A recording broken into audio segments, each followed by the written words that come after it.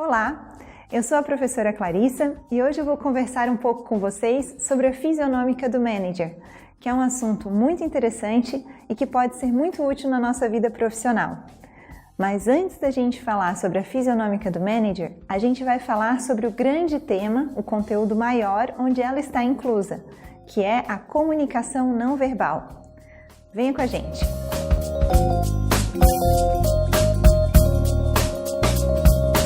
Em termos gerais, a comunicação não verbal poderia ser dividida em fisionômica, cinésico, prosêmica. E agora a gente vai estudar um pouco do que é cada um desses três termos. Bom, então vamos começar falando do termo fisionômica. A fisionômica, como o próprio nome diz, é uma palavra que lembra muito fisionomia, e não é à toa que ela lembra muito, as duas têm a mesma raiz. Do dicionário Wise, a gente vai encontrar que a origem vem do grego, né? Fisionomania, que é difícil até de pronunciar, porque a gente não está acostumado a falar grego, e se trata da arte de julgar alguém por sua aparência e por sua fisionomia.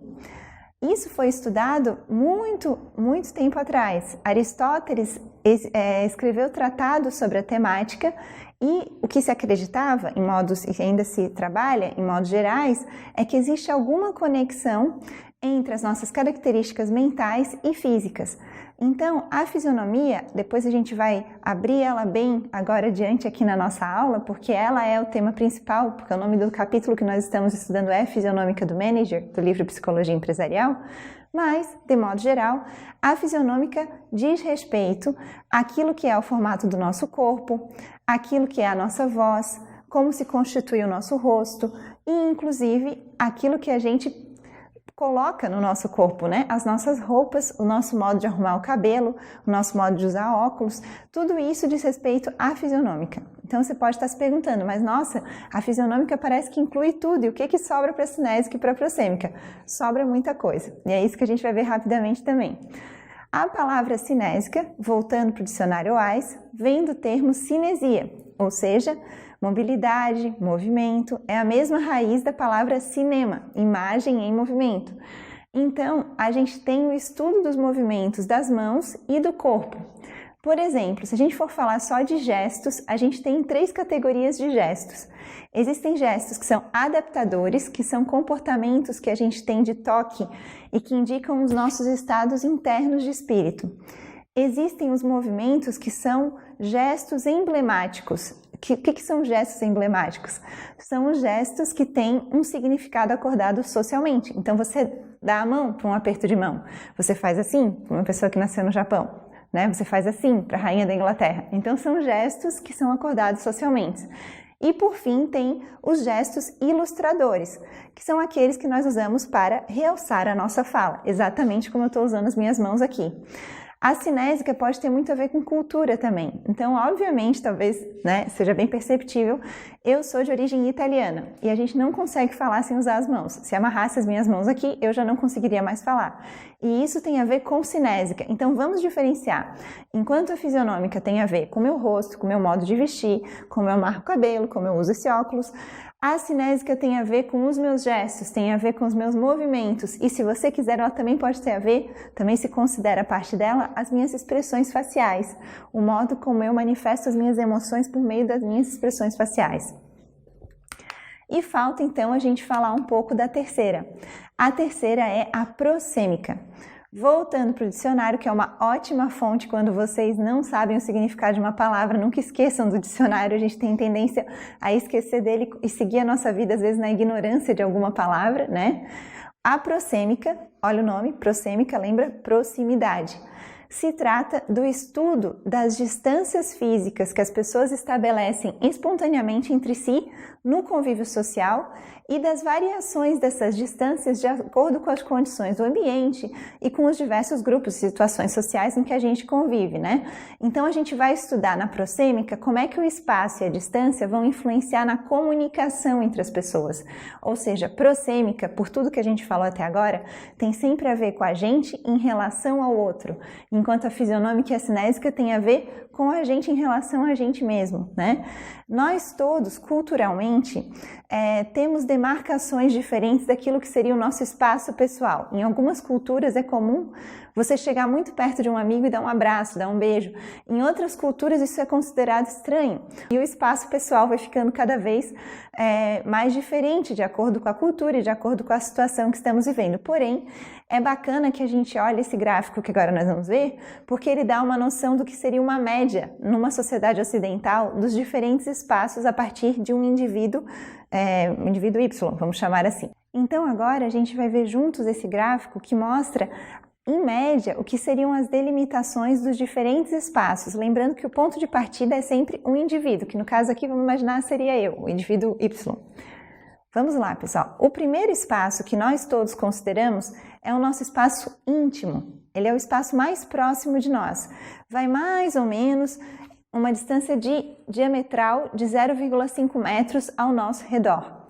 Então, não é, vamos dizer assim, não é fixo esse número. Em algumas culturas, como eu falei, ela é menor, outras maior, mas é legal saber que esse é o espaço íntimo de um indivíduo. Depois, a gente tem um espaço um pouquinho mais longe, o círculo vai um pouquinho mais fora, que seria o espaço pessoal. Ainda está dentro do espaço que a gente não deve invadir sem tomar cuidado, né? Aí a gente tem uma distância que vai mais ou menos em 1,2 metros ali.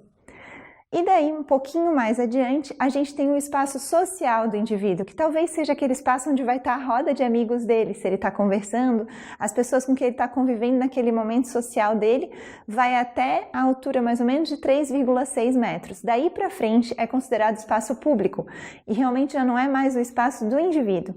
O que isso nos interessa? Nos interessa, sim, conhecer esse tipo de metragem auxilia na tua vida profissional porque tu se cuida antes de entrar no espaço pessoal e no espaço íntimo de alguém. Vocês sabem como é no mundo animal, né? A gente diz que as cobras, por exemplo, elas não atacam ninguém que não pisa no território delas. Se tu pisou no território delas, elas atacam. O ser humano também, de certo modo, não é que ele vai atacar, não é que ele vai morder ninguém, mas se a pessoa entra no espaço que é o pessoal, o íntimo de alguém, o pessoal ou o íntimo, normalmente o indivíduo aqui toma mais atenção no que está acontecendo, porque o seu espaço está sendo invadido. Então, se você está numa reunião e vai entrar no espaço de alguém, ou seja, você está sentado numa mesa, a pessoa está do outro lado, e você de repente dá a volta na mesa e entra no espaço íntimo dela, aquela metragem ao redor dela, você tem que pensar que aquilo vai ter uma consequência. Ela pode ficar sobressaltada e ela pode entender, o que está fazendo aqui? E tu tem que ter uma razão para ir ali. Talvez tu queira entregar uma carta, talvez tu queira entregar um pacote, tudo bem. Mas se você não tem uma razão para ir ali, talvez não seja adequado invadir aquele espaço. Então, por exemplo, isso vai muito de cultura a cultura. Se você for visitar um país do Oriente, como é o caso da China, do Japão, esse espaço pessoal íntimo é muito mais preservado. Tanto é que o cumprimento que a gente conhece muito, da cultura japonesa é aquele assim. E isso não envolve uma aproximação entre os indivíduos. Então, quando você decide dar um abraço numa pessoa dessa cultura, você tem que dar um bom aviso para ela, porque ela não está acostumada com ninguém entrando no espaço íntimo dela. Então, é nesses nuances que a comunicação não verbal vai ajudando no mundo dos negócios, porque é uma questão de boa etiqueta, de educação, você saber onde você quer se colocar em relação ao outro, prossêmica. Bom, então lembra que eu falei para vocês que além da fisionômica, cinésica e prossêmica, vocês vão encontrar por aí muitos outros conteúdos sobre comunicação não verbal. Tanto é verdade que eu hoje decidi não me furtar de trazer pelo menos alguns nomes desse conteúdo, só para vocês saberem. Eu queria que vocês soubessem, por exemplo, que existe uma outra linguagem não verbal que é estudada chamada tacésica. A tacésica, ela é caracterizada, ou tacésica, é difícil de pronunciar, é caracterizada pelo toque. Então, ela diz respeito a como, porquê e onde nós tocamos o outro. Já também a paralinguagem, que é uma outra linguagem não verbal estudada, diz respeito a uma questão, é interessante porque ela é não verbal, mas ela diz respeito à voz. A gente não se dá conta, mas além das palavras, a gente está emitindo aqui um sinal, que é a nossa voz. Então a gente tem a abrangência do tom, da velocidade, da entonação da voz, e tudo isso diz alguma coisa para com quem a gente está se comunicando. Como é que eu vou usar isso no mundo dos negócios? Vejam, se a sua voz, por exemplo, é muito forte, tem gente que nasce com voz de radialista, talvez numa mesa pequena, numa reunião, tu tenha que mensurar o quanto tu quer impostar aquela voz, talvez tu tenha que falar um pouco mais baixo. E todos nós sabemos mensurar o nosso tom de voz em situações em que a gente às vezes não está vivendo profissionalmente. Por exemplo, quando tu vai contar uma história de niná para uma criança, Tu nunca fala assim correndo. Tu sempre fala com mais docilidade, um pouco mais baixo o tom. Agora, numa situação profissional, a gente não se dá conta, às vezes, que o nosso tom de voz pode ser muito alto para aquela sala. E é preciso se dar conta disso para ter um pouco mais de refinamento no falar e ver, porque no final das contas, é isso que vai fazer as pessoas não se distraírem da tua fala. Quando alguém tem a voz muito estridente, às vezes a gente cansa de escutar e pensa assim, nossa, tomara que essa reunião acabe logo, porque eu já não estou mais aguentando. Então a gente tem que saber onde é que estão nossos pontos fracos e os nossos pontos fortes. Não é para ter vergonha deles, é para a gente controlar na medida que a gente quer. Se a gente fala muito baixinho, se a nossa voz dá sono, a gente precisa saber, porque a gente pode tratar isso sempre com auxílio de profissionais, por exemplo. Se vocês quiserem, um dia podem conhecer o atendimento de um fonoaudiólogo, que é muito legal, porque ele ajuda a corrigir a sua voz, que é o que... E todos os profissionais que trabalham na televisão em geral vão fazer fonoaudiólogos, né? Vão ao contato de um fonoaudiólogo para que a sua voz melhore. Não é um problema que a gente tenha que fazer o mesmo, porque afinal de contas, a fisionômica que a gente nasce, ela nos é dada, mas nada impede que a gente melhore ela. É isso que a gente vai estudar um pouco hoje também. Bom, a comunicação não verbal vai ser sempre complementar à fala. Existem estudos que chegam ao ponto de dizer que daquilo que o outro compreende do que nós comunicamos, 90% vem da nossa linguagem não verbal. Existem estudos que vão dizer menos do que esse porcento, mas é sempre mais do que a verbal. O não verbal é sempre mais do que a verbal. Então ele também é um modo de comunicação mais fácil. A gente se comunica por mímica com todos os seres humanos do planeta, mas a gente não consegue se comunicar pelo verbo com todos, porque a gente não tem o domínio de todos os idiomas. Por mímica, o que precisa ali, a gente sabe que quando a gente está numa situação difícil, na alfândega, no aeroporto, ou a gente está num mercado público de um país que fala outra língua, a gente se vira com o que a gente tem, a mímica, o gesto. E a gente não consegue fazer o mesmo, às vezes, com o idioma. O não verbal vai também acentuar a tua fala, acentuar aquilo que é verbal. E você vai ter uma apresentação mais atrativa para quem te escuta. E vai reduzir a tua perda de tempo explicando verbalmente. Às vezes só por um gesto tu consegue dizer o que tu quer para aquela pessoa. Então, vamos imaginar quando o Steve Jobs foi lançar, por exemplo, o primeiro iPhone. Como é que ele poderia explicar verbalmente que o iPhone, ao invés de tu apertar botões, tu mexeria nele com o movimento dos dedos? Se ele não usasse as mãos, aquela apresentação poderia demorar horas. Ah, é o seguinte, você vai afastar o polegar do seu dedo indicador e aí você vai ter um movimento que vai ampliar a tela. É mais fácil você pegar a mão e fazer, olha, nós vamos fazer um movimento de pinça, que é o mesmo que uma criança faz para pegar as coisas, e por isso ele é universal, todos nós aprendemos desde pequenos. E assim a gente vai usar esse celular. Uma coisa que foi groundbreaking, né, inovadora pra caramba, e que foi explicada pela gestualidade. Se vocês verem, quando ele apresenta o iPhone, é muito interessante essa conferência de apresentação. Então, é a habilidade que a gente tem de, por meio do não verbal, expressar uma mensagem. Eu vou mostrar para vocês agora um exemplo que eu gosto muito, que a gente vai ver juntos aqui na nossa tela, e que é o exemplo do filme que se chama Race, em inglês, né? E que em português ficou sendo chamado de Raça. Bom, ele é um filme sobre um atleta olímpico, foi o Jesse Owens, ele era um campeão de atletismo, e ele competiu nas famosas Olimpíadas de Berlim, que era a época que o nazismo estava em ascensão e que era uma situação muito complicada para toda a humanidade. Então, qual é a beleza desse filme em termos de comunicação não verbal? Existia uma prova, que era o salto em distância, e nessa prova, o Jesse Owens, que é natural dos Estados Unidos, não estava conseguindo fazer o salto em distância, porque ele não entendeu que não poderia, naquela ocasião, naquela Olimpíadas, fazer o reconhecimento do campo, que ele fazia sempre antes de saltar. Ele ia até lá na frente e voltava e aí saltava. Ele não entendeu que não podia fazer aquilo. E ele não falava alemão, então não tinha quem explicasse para ele. Ele foi reclamar para o juiz fechou a cara. Ele não sabia o que fazer. Acontece que o competidor dele, um atleta alemão, não queria ganhar de ninguém por menos do que mérito. Então ele queria realmente ganhar do Jesse Owens por mérito e não por um erro do Jesse. E aí ele usa a comunicação não verbal para explicar para o concorrente dele, mas que também era um colega atleta, que ele precisaria saltar a partir daquele ponto, porque naquela situação olímpica não era permitido fazer como o Jesse sempre fazia. Então, é uma demonstração de espírito esportivo muito bonita, que foi demonstrada por meio da comunicação não verbal, uma vez que aqueles atletas não tinham como se comunicar de outro modo, né? O Jesse não falava alemão, E o outro competidor estava longe dele, ele até falava inglês, mas ele estava longe dele na cena, então a gente vê que ele faz o quê? Ele também precisava, esse outro atleta, né? Ele precisava ir até perto dos juízes para que os juízes vissem o que ele estava fazendo e não achassem que ele estava roubando. Então, ele entrou, na verdade, no espaço que a gente chama social do Jesse. Ele estava longe, ele não podia falar, mas ele demonstrou a regra por linguagem não verbal. Vamos dar uma olhadinha nessa cena. The 11th Olympiad, bringing you the qualifying round of the men's broad jump event. Up first, the German Lutz Long, reigning European champion.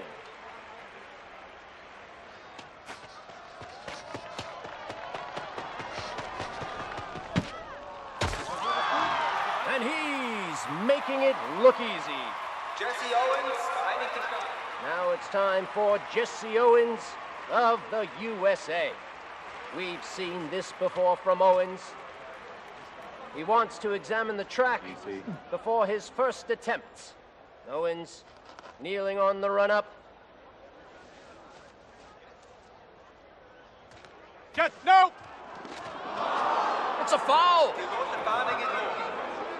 I don't believe it. They've recorded it as a foul. Owens questioning the officials. He's not going to be happy about this. Still, he has 2 more attempts. Owens makes his second attempt to qualify.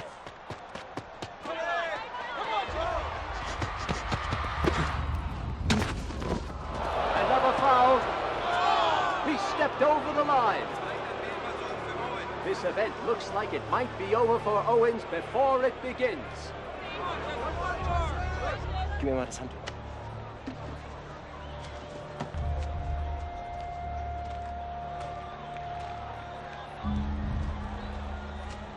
Wait. Here's something you don't see every day.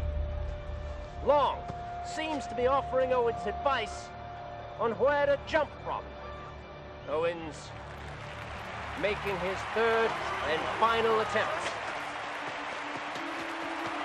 Owens.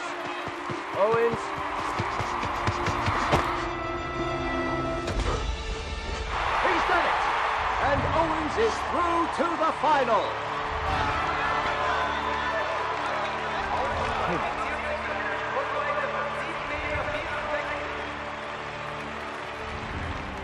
Hey, look.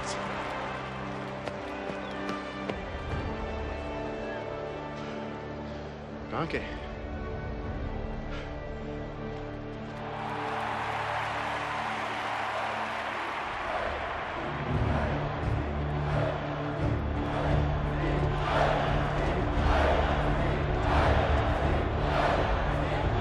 The men's broad jump final. The German Chancellor Adolf Hitler takes his seat for the event. And after a close run qualifying round, the great athlete Jesse Owens of the USA faces up against Lutz Long. Each competitor will have 3 attempts with his best score, determining the winner. Long's first jump, the reigning European champion. It's a white flag.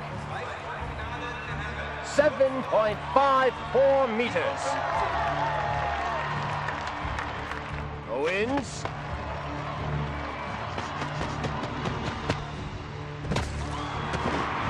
There's 2, a white flag. 7.74 meters. Long again.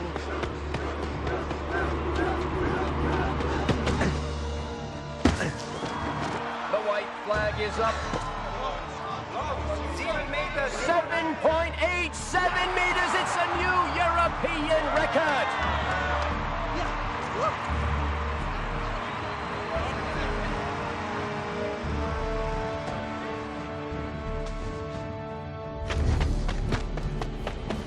Owens.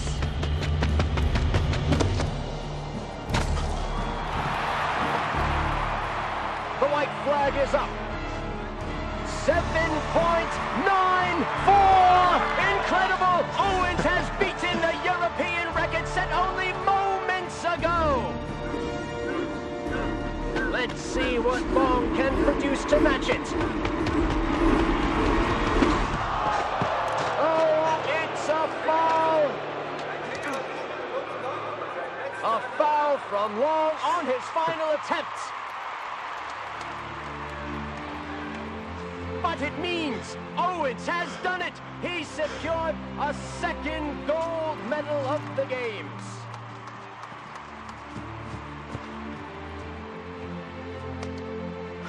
It was a great match. Please, take your last jump. What's this? The competition is over. But the German Long seems to share the interest of the crowd here in Berlin in seeing the best the amazing Owens has to offer. This is the true spirit of sportsmanship we're seeing here between these two athletes today.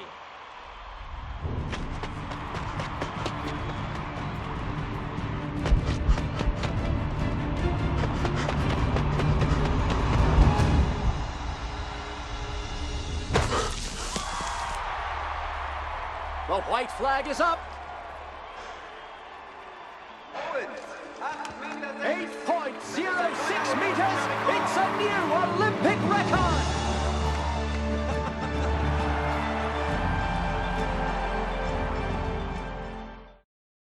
Pessoal, então, antes da gente entrar no nosso conteúdo prático, só para ter certeza que a gente fixou bem o que é fisionômica, cinésico, prossêmica, eu vou trazer mais um vídeo que é um ótimo exemplo, na minha opinião, de como a gente pode ver isso em várias situações da nossa vida. Nesse caso, a gente vai para o mundo das artes um pouco agora. Trata-se de um grupo de dança irlandês chamado Riverdance.